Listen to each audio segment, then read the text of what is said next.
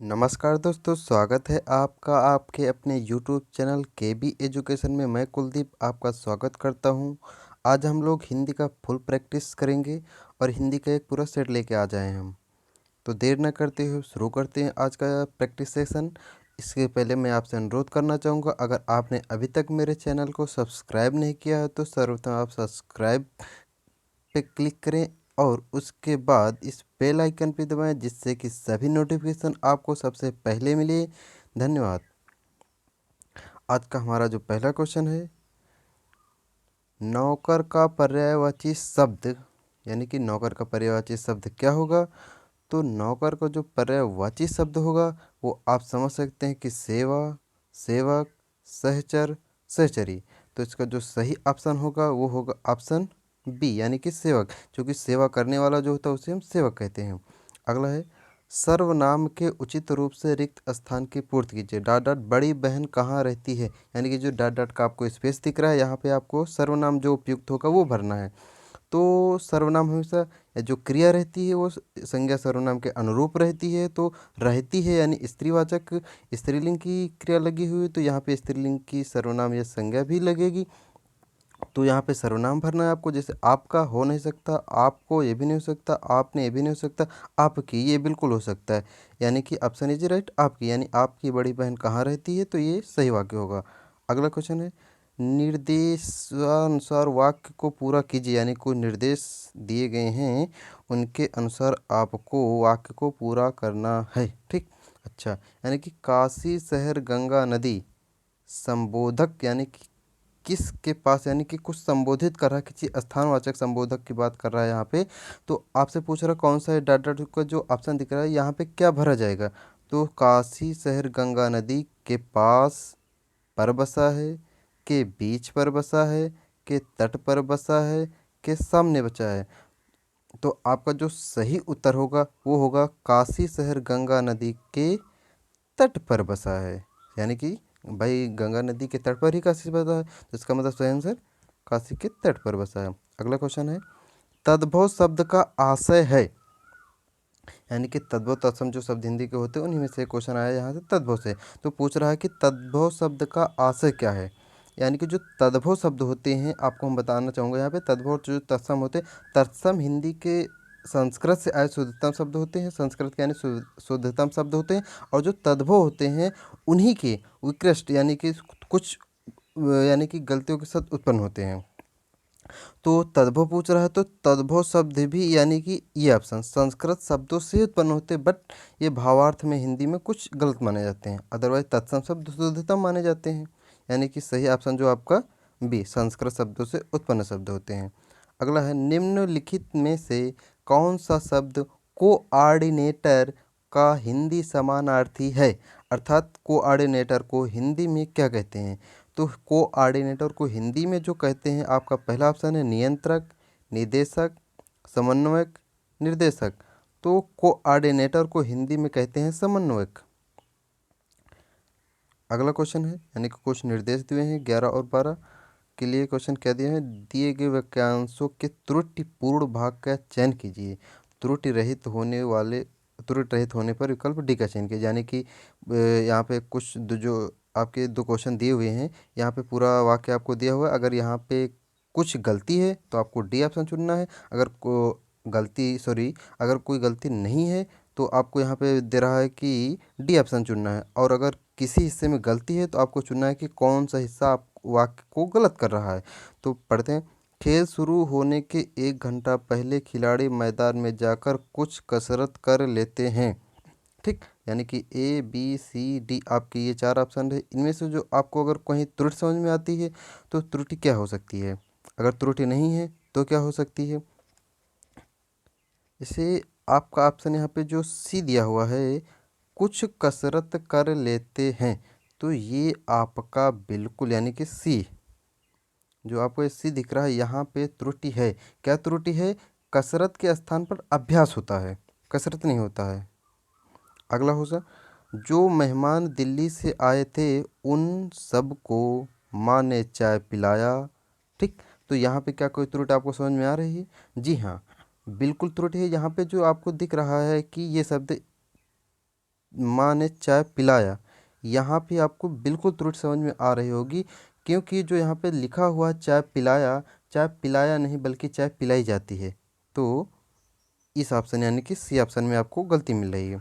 तो C option इसमें आपको टिक करना रहेगा। ठीक, अगला क्वेश्चन है, मुहावरे के भावार्थ की दृष्टि से कौन सा विकल्प सही नहीं है। अच्छा, मुहावरा कुछ दिए हुए हैं और उनका भावार्थ दिया हुआ है, आपको ये छांटना है कि कौन सा सही है कौन सा गलत है। तो यहाँ पे पूछ रहा कौन सा सही नहीं है, तो सही नहीं वाला यानी कि 3 विकल्प आपके सही होंगे, एक गलत होगा, उन्हीं में से आपको एक छांटना है। तो आपको कौन सा समझ में आ रहा है? बाल की खाल निकालना बहुत परिश्रम करना, यही बिल्कुल गलत हुआ, पहला ही गलत है। यानी कि अगर आपको हमको पहला ही ऑप्शन गलत मिल गया है तो हमको आगे ढूंढने की ज़रूरत नहीं है, क्योंकि आपको एग्जाम में एक ही ऑप्शन चूज करना है। क्योंकि अगर आपको लगता है कि 2 ऑप्शन गलत हो सकते हैं, आपकी भ्रांति है। अगर मान लीजिए अगर गलत भी होंगे तो आप क्या कर सकते हैं एग्जाम में। इसलिए आपको अगर उत्तर आपका जहां ऑप्शन का मिल जाए, तुरंत उत्तर टिक करके तुरंत आगे बढ़ जाइए। तो यहाँ पे पहले ऑप्शन मिल गए, बाल की खाल निकालना जो आपको दिया हुआ है ये ऑप्शन आपको गलत है, क्योंकि बाल की खाल जो निकालना है इसका जो सही अर्थ होता है वो होता है बहुत छानबीन करना। तो यानी कि यहाँ पे लिखा हो बहुत परिश्रम करना, ये गलत है। अगला है, नीचे दिए गए मुहावरों का अर्थ बताइए। यानी कि कुछ मुहावरे दिए हैं, स्पष्ट दाग लगना, तो स्पष्ट कहना, कलंक लगना, बहुत रुलवाना, हर संभव मदद करना। तो दाग लगने का मतलब होता है कलंक लगना, यानी कि बी ऑप्शन सही है आपका। अगला क्वेश्चन, निम्न में से कौन सा शब्द स्वकीय का विलोम अर्थक शब्द है। तो स्वकीय का जो विलोम होता है, आपको मैंने पहले बताया, विलोम, पर्यायवाची, ये ये शब्द ऐसे हैं कि अगर हिंदी सिलेबस में है तो एक क्वेश्चन आना ही आना है, और इनको रटने के सिवा कोई ऑप्शन भी नहीं, ना तो कोई ट्रिक है ना कोई फार्मूला। इनको आपको एक ही सीधा संसाधन है कि आपको इनको रटना ही पड़ेगा। तो यहाँ पे जो आपका सही उत्तर होगा दिया हुआ है कि स्वकीय का विलोम अर्थक शब्द क्या है। तो स्वकीय का जो विलोम होता है वो होता है परकीय। अगला है, सर्वनाम के उचित रूप से रिक्त स्थान की पूर्ति कीजिए। तो आपको सर्वनाम भरना यहाँ पे दिया हुआ है, डॉट डॉट डॉट चाबी खो गई, यानी कि किस। तो ऑप्शन आपके हैं अपना, अपनी, मेरी, मेरा। तो जो आपका सही ऑप्शन समझ में आ रहा है, आपको समझ में आ गया होगा कि अपनी सार्वजनिक चाबी तो होगी नहीं, यानी कि मेरी चाबी खो गई। तो ऑप्शन सी इज राइट, मेरी चाबी खो गई। ठीक, और ये क्या है, क्योंकि सर्वनाम मैं के अनुसार लगाना है, तो मैं के अनुसार मेरी हो जाएगा। अगला है, मौत का पर्यायवाची शब्द लिखिए। मौत का पर्यायवाची निधन, निदान, निर्धन, निर्धनता। तो आपको समझ में आ गया, बिल्कुल सरल क्वेश्चन था, मौत का मतलब निधन। अगला क्वेश्चन है, जोकर को देखकर सभी बच्चे डॉट डॉट हंस पड़े, यानी कि क्रिया विशेषण के आधार पर यहाँ पे डॉट डॉट डॉट भरना है, जहाँ पे जो दिया हुआ है रिक्त स्थान वहाँ पे आपको भरना है। तो क्या भरा जा सकता है? पहला ऑप्शन है खिलखिलाकर, शोकपूर्ण होकर, सिर हिलाकर, शांतिपूर्वक। तो आप समझ सकते बच्चे शोक तो करते नहीं, शांतिपूर्व भी नहीं रह सकते हैं, हाँ सिर हिला सकते हैं, लेकिन जो यहाँ पे क्रिया विशेषण की बात की जा रही, तो क्रिया विशेषण के अनुसार जोकर को देखकर सभी बच्चे खिलखिलाकर हंस पड़े। ठीक, ऑप्शन ए आपका सही। अगला क्वेश्चन है, निर्देशानुसार वाक्य को पूरा कीजिए, अर्थात 90% से अधिक अंक पाकर तुमने तो कमाल कर दिया, विस्मयादिबोधक। यानी कि विस्मयादिबोधक चिन्ह क्या है, यानी कि 90% से अधिक अंक पाकर तुमने जो कमाल किया, यानी कि एक विस्मय की बात कर रही है, मन में एक उल्लास की बात हो रही है। तो यहाँ पे जो विस्मयादिबोधक वाक्य लग सकता है वो क्या लग सकता है, बताइए जल्दी। हाँ, तो सही ऑप्शन होगा अरे वाह। जैसे कहते हैं ना, कोई रिजल्ट आता है तो लोग कहते हैं कि अरे वाह आपने तो इतने अच्छे नंबर ले आए। तो इसका यही ऑप्शन होगा। ठीक, यानी कि अरे वाह आपने 90% से अधिक अंक ले आए। ठीक है, अगला क्वेश्चन है, उसने नया साल खरीदा, वाक्य में कौन सा विशेषण है। तो उसने नया साल खरीदा, साल की विशेषता क्या है कि साल कैसा है, नया है। और नया क्या है, एक गुण है नए का, भाई पुराना नया ये क्या है, गुणवाचक विशेषण होते हैं। तो ऑप्शन आपका बी इज राइट। संख्या हो नहीं सकता, संकेत हो नहीं सकता, परिणाम हो नहीं सकता, यानी कि गुण आपका बच्चा है, गुणवाचक विशेषण होगा। अगला क्वेश्चन है, खून के घूंट पीकर रह जाना मुहावरे का अर्थ है। खून के घूंट पीकर रह जाना का तात्पर्य होता है कि व्यवस्था के कारण और क्रोध रोक लेना, यानी कि आप कोई कार्य करना चाहते हैं लेकिन फिर भी नहीं कर पा रहे हैं उसको, यानी कि आपको बाध्य किया जा रहा है कि नहीं आप ये नहीं कर सकते, यानी कि आप विवश हैं। तो यहाँ पे आपका जो सही उत्तर हो सकता है वो हो व्यवस्था के कारण क्रोध रोक लेना। ठीक, ये हो गया। अगला ऑप्शन है निम्नलिखित में से किस वाक्य में अपादान कारक है। तो आपसे पूछ रहा है कि अपादान कारक कौन सा है। तो वह कुल्हाड़ी से वृक्ष काटता है, बी ऑप्शन। वह भूख से बेचैन है, सी ऑप्शन। लड़का पेड़ से गिरा, और अंतिम ऑप्शन है साधुओं की संगत से बुद्धि सुधरती है। तो आपको जो सही ऑप्शन समझ में आ रहा है कि वो होगा ये सी ऑप्शन, लड़का पेड़ से गिरा। अपादान का तात्पर्य होता है से, और इसकी पहचान होती है जब वाक्य में से अलगाव होता है, और अपादान का मतलब होता है अलगाव, यानी कि जैसे लड़का पेड़ से गिरा तो लड़का पेड़ से अलग हो रहा है, अपादान का मतलब ही होता है अलगाव। ठीक, अगला क्वेश्चन है निम्नलिखित में से राजपुत्र शब्द में कौन सा समास है। बिल्कुल बहुत सरल है, सभी लोग जानते हों कि तत्पुरुष समास हो सकता, अब लेकिन तत्पुरुष में कौन सा समास है ये बताना है। अव्ययी बहु समास तो पहले ही छूट चुका है, यानी कर्म तत्पुरुष, संप्रदान तत्पुरुष और संबंध तत्पुरुष। तो राजपुत्र का जो अगर हम विच्छेद करेंगे होगा राजा का पुत्र, यानी कि राजा से संबंधित जो पुत्र है, तो इसका मतलब जो सही ऑप्शन होगा डी, संबंध तत्पुरुष। अगला ऑप्शन है उमेश शब्द में कौन सी संधि है। तो उमेश शब्द में जो आपको संधि मिल रही होगी आप समझ सकते हैं उमधन ईश, यानी कि उमधन ईश यानी कि गुण संधि, और गुण संधि कहाँ, ऑप्शन सी। ठीक, 24 का सी गुण संधि होगी। अगला है कृतज्ञ, कृतज्ञ का विलोम शब्द क्या होगा। तो कृतज्ञ का शब्द होता है विलोम जो होता है वो होता है कृतज्ञ, तो ऑप्शन बी आपका सही है। अगला है निम्न में से कौन सा वाक्य सही है। मुझे घर जाने की जल्दी है, मुझको घर को जाने की जल्दी, ये तो ऐसे ही समझ में आ रहा है कि गलत हो सकता है। अगला है मुझे घर को जाने की जल्दी, ये भी गलत है। मेरे को घर जाने की जल्दी है, यानी आपको समझ में आ गया होगा कि हमारा सबसे उपयुक्त तो पहला ऑप्शन यानी ए, मुझे घर जाने की जल्दी है, यही सबसे अच्छा ऑप्शन है। अगला क्वेश्चन है निम्नलिखित में कौन सा संयुक्त वाक्य नहीं है। तो आपको संयुक्त वाक्य पहचाना है। वाक्य 3 प्रकार के होते हैं, मैंने आपको पहले बताया, सरल वाक्य, संयुक्त वाक्य और मिश्र वाक्य। तो आपको पहचाना इसमें से संयुक्त वाक्य कौन सा नहीं है।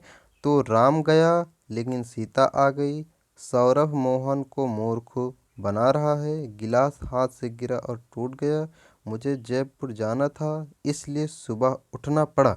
तो आपका पूछ रहा है कि संयुक्त वाक्य नहीं है, तो संयुक्त वाक्य इसमें से कौन सा नहीं हो सकता, आपका सी, गिलास से, सॉरी हाँ, गिलास हाथ से गिरा और टूट गया, यानी कि दो, जैसे यहाँ पे क्वेश्चन खड़ा होगा कि एक गिलास हाथ से गिरा, और आपसे यहाँ पे क्या होगा सॉरी गिलास हाथ से गिरा और टूट गया, यानी कि यहाँ पे आपका सही विकल्प यही हो सकता है।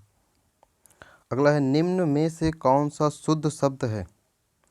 अनुग्रहित, अनुग्रहित, अनुगृहित, अनुग्रहित, यानी कि चारों आपको शब्द मिलते जुलते समझ में आ रहेंगे। और शुद्ध शब्द के शुद्धतम रूप पहचानने के लिए प्रत्येक पेपर में लगभग लगभग आपको एक क्वेश्चन यहाँ से भी मिल सकता है, क्योंकि मिलता भी है, क्योंकि काफ़ी कन्फ्यूजन वाले ये क्वेश्चंस होते हैं। इसमें आता है फिर भी हम लोग गलत कर देते हैं, बहुत से सारे लोगों को मैंने देखा है कि उनको आता है लेकिन फिर भी वो उत्तर गलत मार के आ जाते हैं पेपर में।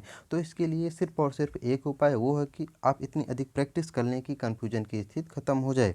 तो इसमें जो आपका शुद्धतम रूप होगा वो होगा अनुग्रहित।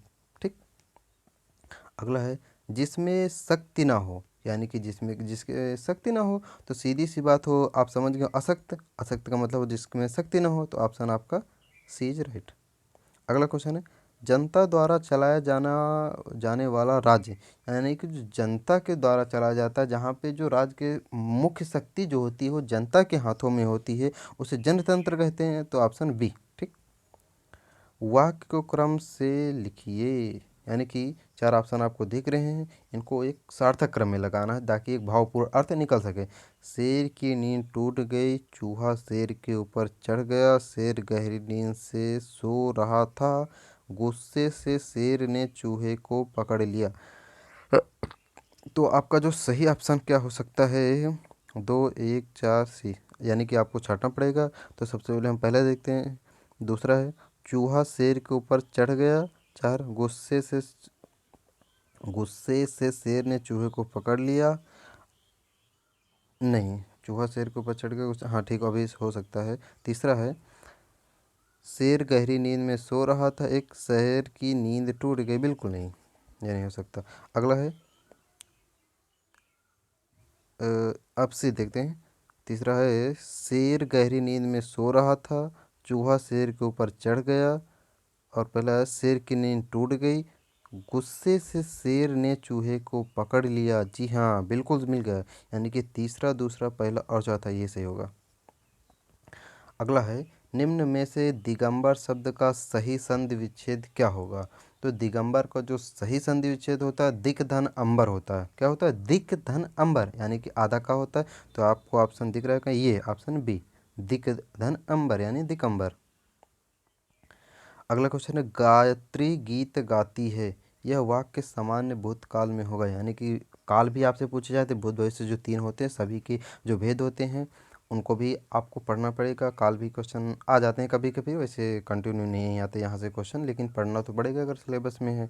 तो यहाँ पे देखते हैं गायत्री गीत गाती है, यह वाक्य सामान्य भूतकाल में होगा। यानी कि सामान्य भूतकाल में कैसे हो सकता है ये देखते हैं। तो सामान्य भूतकाल का मतलब साधारण भूतकाल, तो जहाँ पे गया गई ये सब आते हैं, यानी कि लास्ट में या ये आते हैं। तो गायत्री ने गीत गाया, जी यहाँ पहला ऑप्शन हमको मिल गया। गायत्री ने गीत गाया, ये सामान्य भूतकाल होगा हमारा। अगला है किलकत कान गुटरुवनि आवत, मणिमय कनक नंद कय आंगन, बिंब पकड़बे धावत। उपयुक्त पंक्तियों में वात्सल्य रस का आलंबन है। वात्सल्य रस तो आपको दिख रहा है, लेकिन वात्सल्य का कौन सा रूप मिल रहा है आपको, कौन सा ये किसकी पंक्तियाँ हो सकती है, ये सारी, यानी कि रस इम्पोर्टेंट टॉपिक है हिंदी का। रस, अलंकार, छंद, ये सारे ऐसे फैक्टर होते हैं कि जिनको आप हिंदी अगर पढ़ रहे हैं तो उनको आप छोड़ ही नहीं सकते। तो जो आप सही ऑप्शन इसका हो सकता है वो होगा कि बालक श्री कृष्ण, यानी कि बालक भगवान श्री कृष्ण की ही विशेषता बताते हुए ये वाक्य कहा गया था। तो बालक श्री कृष्ण की विशेषता बताई जा रही है यहाँ पे वात्सल के रूप में। अगला है जिसका अंत ना हो के लिए एक शब्द हो। भाई जिसका अंत नहीं होगा तो आप समझ सकते हैं कि वो क्या होगा, अनंत। अनंत मतलब जिसका अंत ही ना हो, तो बी ऑप्शन अनंत। बसंत में नाचा बहुत मेरा मन मयूर, रेखांकित शब्द में डट डट अलंकार। अच्छा, यानी कि बहुत मेरा मन मयूर, यहाँ पे आपको छांटना है कि कौन सा अलंकार है। अलंकार भी बहुत इंपॉर्टेंट टॉपिक है हिंदी का। तो यहाँ पे जो आपका सही उत्तर हो सकता है वो होगा आपका यमक, उत्प्रेक्षा, रूपक नहीं, यानी कि यहाँ पे होगा रूपक अलंकार। बहुत मेरा मन मयूर, ठीक, यानी कि जहाँ पे रूप प्रदान किया जाए वहाँ पे रूपक अलंकार होता है। रूपक अलंकार यहाँ पे हो जाएगा बी ऑप्शन। विभत्स रस का स्थायी भाव क्या है। तो विभत्स का स्थायी भाव क्या होता है हमको लगता है आप सभी लोग जानते होंगे। नाराज सॉरी विभत्स का जुगुप्सा होता है, ऑप्शन डी। नाराजगी, चीखना, विकराल, ये किसी भी रस के स्थायी भाव नहीं है। तो केवल एक ही ऑप्शन ही मिल रहा है आपको, तो सीधी सी बात कुछ ढूंढना ही नहीं। अगला क्वेश्चन है व्याकरण की दृष्टि से शुद्ध वाक्य है। तो प्राचार्य ने विजेताओं को पुरस्कार भेंट किए, यह पाँव से जूता उतार रहा, रमा को उसकी योग्यता पर अहंकार है, वह विदुषी महिला है। तो आपका जो सबसे सही उत्तर होगा यही होगा, वह विदुषी महिला है। महिला के लिए याद रखना कभी भी विद्वान महिला नहीं होता है, विदुषी महिला होता है। ये जो आपका विदुषी शब्द लिखा हुआ है बहुत ध्यान देने का, ये फंसाता है। अधिकांश लोग ये समझते हैं कि वह विदुषी महिला नहीं, ये गलत हो जाएगा क्योंकि वह विद्वान महिला ये होगा नहीं। महिला के लिए हमेशा विदुषी होता है, क्योंकि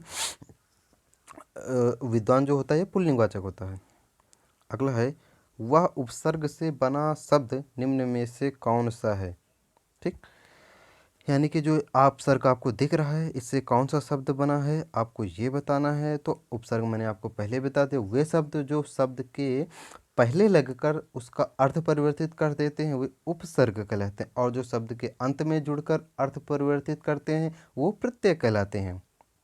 तो आपको पूछ रहा है कि अपसर्ग इसमें हो सकता है। तो अंजनी है नहीं, अनजानी ये भी नहीं, अनुरक्त ये भी नहीं, आजीवन, यानी कि आ इसमें ए ये अगर आ हटा देंगे आप तो जीवन बचेगा, यानी जीवन का अर्थ है और आ हटा दिया तो जीवन बचा, यानी कि जीवन का अर्थ है तो आ इसमें उपसर्ग लगा हुआ है। आजीवन का मतलब जीवन भर, सॉरी,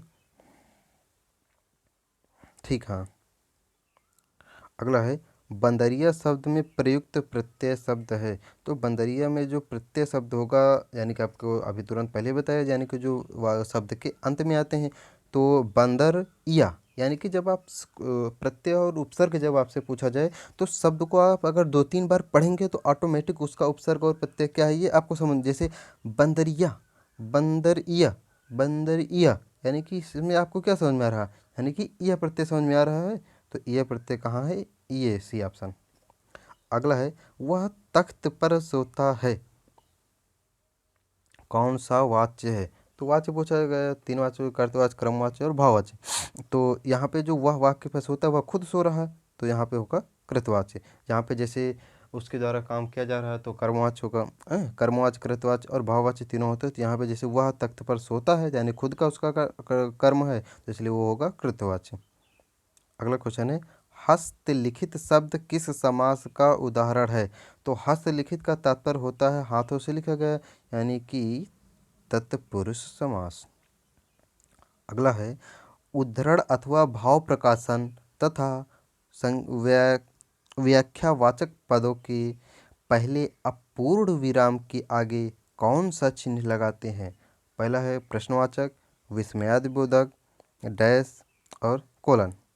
तो इसमें जो आपका जो सही उत्तर होगा वो होगा डैश, यानी कि ये, ठीक। अगला है सही विकल्प चुनिए। पल्लवन सामान्यतः डॉट डॉट में ही किया जाता है। तो आपको जो स्पेस बीच में दिया हुआ है इसमें आपको सही शब्द भरना है। छंद भाषा, पद्य भाषा, गद्य भाषा या फिर इनमें से कोई नहीं। तो जो इसमें भरा जा सकता है पल्लवन हमेशा जो होता है वो गद्य भाषा में किया जाता है। तो आपका सही उत्तर सी। अगला है किस विकल्प में सही परिभाषिक शब्द है। रैंडम, उल्टा पुल्टा, मिनट्स, कार्यसूची, रिकमेंडेड, संतुष्टि। अगला है अटॉर्नी जनरल, महाधिवक्ता। तो जो सही परिभाषिक शब्द आपके सामने दिख रहा है वो रिकमेंडेड होता है।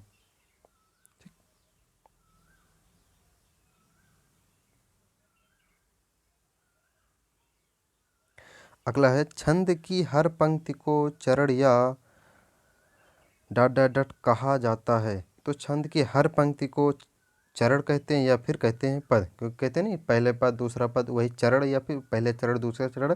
तो छंद की प्रत्येक पंक्ति को छंद या फिर चरण कहते हैं। एक आंख से रोवे, एक आंख से हंसे लोकोक्ति का सही अर्थ क्या होगा। तो एक आंख से रोवे, एक आंख से हंसे का तात्पर्य होता है कि जैसे आप मन ही मन हंस रहे हैं लेकिन बाहरी दिखावा कर रहे हैं कि नहीं हम रो रहे हैं, यानी कि एक तरफ से आप हंस रहे हैं और एक तरफ से रो रहे हैं, तो इसका मतलब आप दिखावा कर रहे हैं, यानी कि रो भी रहे हैं और दिखावा कर रहे हैं। इसका मतलब क्या होगा, दिखावटी रोना। यानी कि आपका जो सही विकल्प हो सकता है वो होगा ऑप्शन डी, दिखावटी रोना, ठीक। अगला है बांझ का तत्सम शब्द पहचानिए। वंध्या, बंद, बांध, इनमें से कोई नहीं। तो बांध का जो तत्सम शब्द होगा वो होता है बंध्या, सॉरी वंध्या। यानी कि बांझ का जो तत्सम शब्द होते हैं वो हिंदी के शुद्धतम संस्कृत शब्द से लिए गए शब्द होते हैं। अगला है चा, छा, जा, झा उदाहरण हैं स्पर्श संघर्ष व्यंजन के, स्पर्श संघर्षी व्यंजन के, संघर्षी व्यंजन के, अंतस्थ व्यंजन के। तो आपको जो मिल रहा हो चा, छा, जा, अगर जब आप इनका उच्चारण करेंगे आप देख रहे होंगे ये जीवा के निचले तल से स्पर्श करते हुए और काफ़ी संघर्ष करते हुए इनकी ध्वनि निकलती है।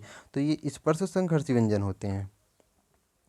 अगला है ठेठ हिंदी का ठाठ के लेखक कौन हैं। तो ठेठ हिंदी का ठाठ जो रचना है इसके लेखक की बात की जा रही है तो इसका जो सही उत्तर आपका होगा बालकृष्ण भट्ट, प्रेमचंद, अयोध्या सिंह उपाध्याय, किशोरीलाल गोस्वामी। तो इसका जो सही ऑप्शन है आपका होगा सी, यानी कि अयोध्या सिंह उपाध्याय, ये है ठेठ हिंदी का ठाठ। तो आज हमने पूरे 50 क्वेश्चन लगभग लगभग कर लिए हैं। अब अगले हम फिर से 1 मिनट मिलते हैं किसी नए टॉपिक के साथ या फिर हिंदी के टॉपिक के साथ। अगर आपने वीडियो को लाइक नहीं किया है, कमेंट नहीं किया है, शेयर नहीं किया है तो शेयर करें, कमेंट करें, लाइक करें और अगर चैनल को सब्सक्राइब नहीं किया तो चैनल को सब्सक्राइब करें और बेल आइकन को दबा दें, जिससे कि आपको सभी वीडियोज़ की नोटिफिकेशन सबसे पहले मिले और सभी तक वीडियोज़ आप तक पहुँच सके। जय हिंद, जय भारत।